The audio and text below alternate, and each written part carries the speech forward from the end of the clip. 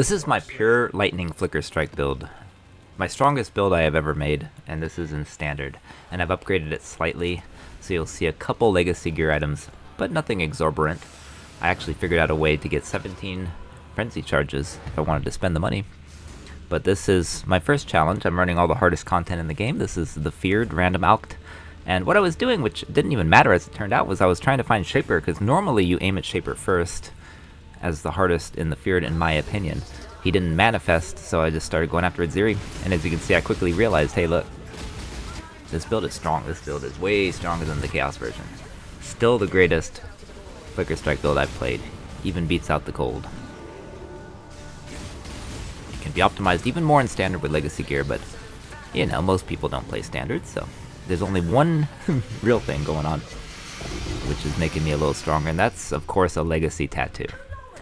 I do have a Legacy tattoo from Ancestor League. Now, let's run this. This is Katarina in the Ziggurat map, tier 17, with lots of mods, and she has a lot of phasing, but one of the harder fights in the game in my opinion.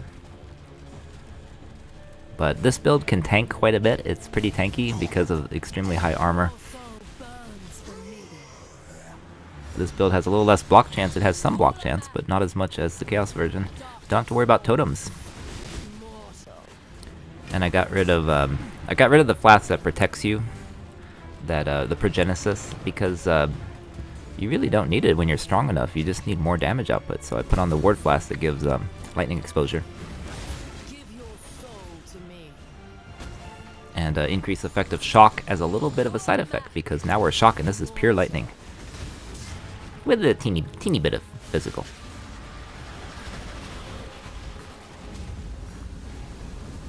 For most of these fights we do mark on hit, so we don't have to worry about casting the mark.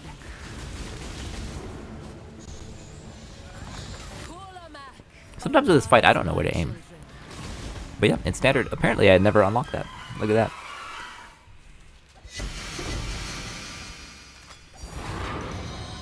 Not because I don't play Standard much. Now of course we're going to try an Uber boss. This is Uber Searing Exarch.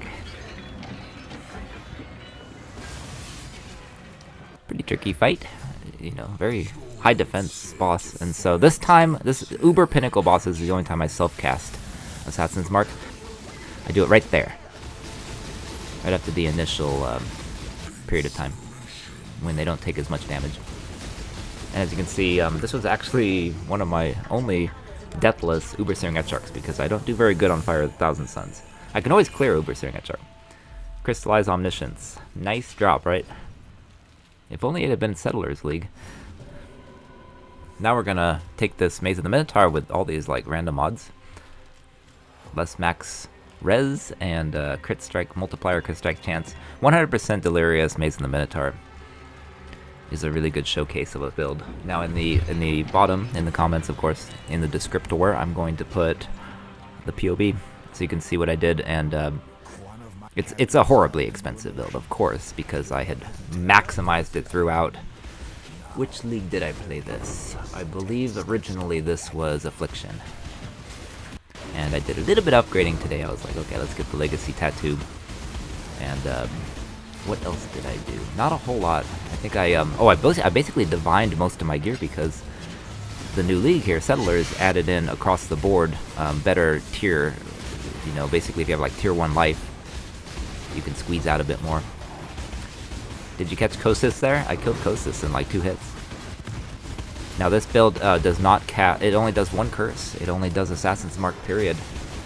Now the vast majority of the time you have mark on hit, unless it's an Uber Pinnacle boss like Uber Shaper, Uber Searing Exarch, Uber Maven. Then it's only 1 enemy. Might as well just self-cast it with your middle click. But most of the time we just leave it on mark on hits. We don't have to think about it on rares and unique.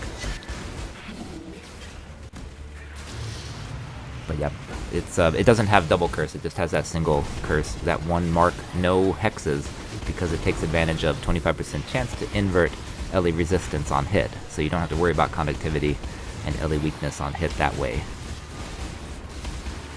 We do generate rage a new way. We took a little piece of the tree, we had to redo the tree, and I basically conglomerated all of my knowledge of Flicker Strike, and for example from the Chaos version, where you have the unique jewel that gives chaos and radius, I change that to lightning.